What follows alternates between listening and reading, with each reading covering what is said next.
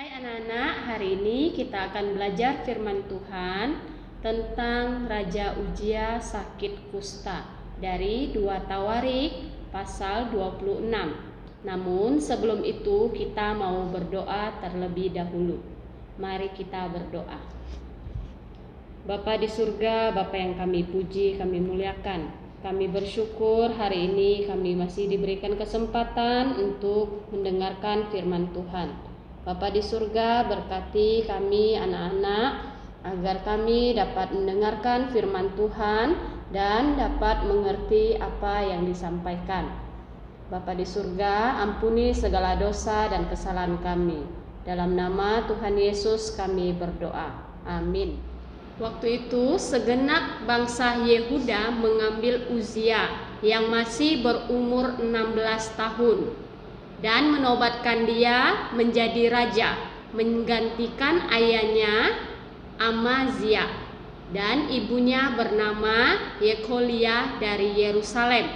Nah, Raja Uzia memulai kepemimpinannya pada usia 16 tahun dan memerintah selama 52 tahun. Dalam 2 Tawarik pasal 26 ayat 4 dikatakan ia melakukan apa yang benar di mata Tuhan, tepat seperti yang dilakukan oleh Amazia ayahnya. Ia mencari Allah selama hidup Zakaria yang mengajarkannya supaya takut akan Allah. Dan selama ia mencari Tuhan, Allah membuat segala usahanya berhasil. Pada masa pemerintahannya, Yehuda mengalami kemakmuran yang besar. Raja Uzia mempunyai banyak ternak dan banyak petani-petani, penjaga-penjaga kebun anggur. Raja Uzia juga memiliki banyak tentara dan ia memperlengkapi para tentaranya dengan senjata yang lengkap dan membangun kota-kota benteng di tempat-tempat strategis. Nah, pada waktu itu Uzia setia pada Allah dan Allah selalu menolong dia, selalu membuat usahanya berhasil.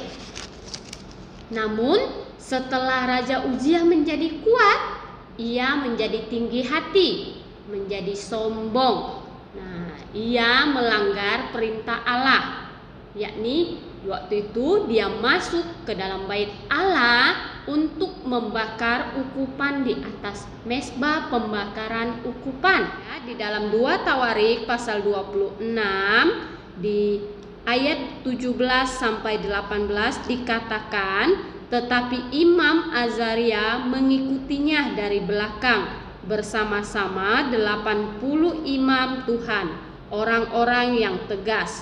Mereka berdiri di depan Raja Uzia dan berkata kepadanya, "Hai Uzia, engkau tidak berhak membakar ukupan kepada Tuhan.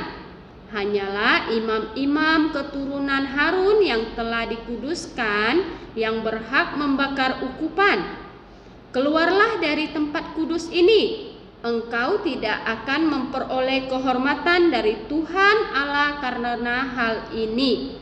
Nah, oleh karena itu Tuhan memberikan dia hukuman, yaitu penyakit kusta. Jadi imam kepala Azaria dan semua imam lainnya memandang kepadanya, dan sesungguhnya ia sakit kusta pada dahinya. Cepat-cepat mereka mengusirnya dari sana dan ia tergesa-gesa keluar, karena Tuhan telah menimpakan tulah kepadanya, yaitu penyakit kusta. Jadi Raja Uzia sakit kusta sampai pada hari matinya. Dan sebagai orang yang sakit kusta, ia tinggal dalam sebuah rumah pengasingan karena ia dikucilkan dari rumah Tuhan.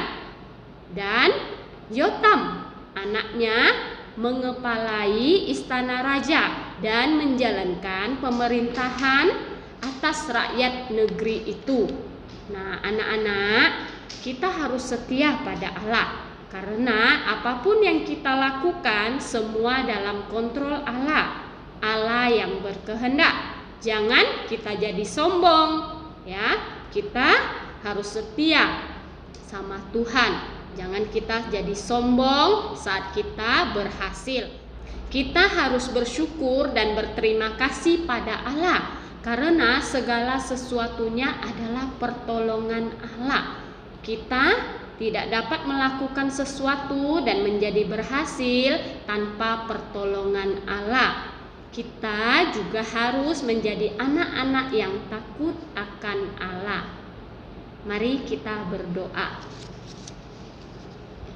Bapa di surga, Bapa yang kami puji, kami muliakan, kami bersyukur hari ini kami boleh mendengarkan firman Tuhan. Bapa di surga, ampuni segala dosa dan kesalahan kami, dan juga berkati kami agar kami menjadi anak-anak yang setia pada Allah dan taat akan perintah-Nya, dan juga kami menjadi anak-anak yang takut akan Allah. Bapa di surga, kami berdoa hanya di dalam nama Tuhan Yesus Kristus. Amin.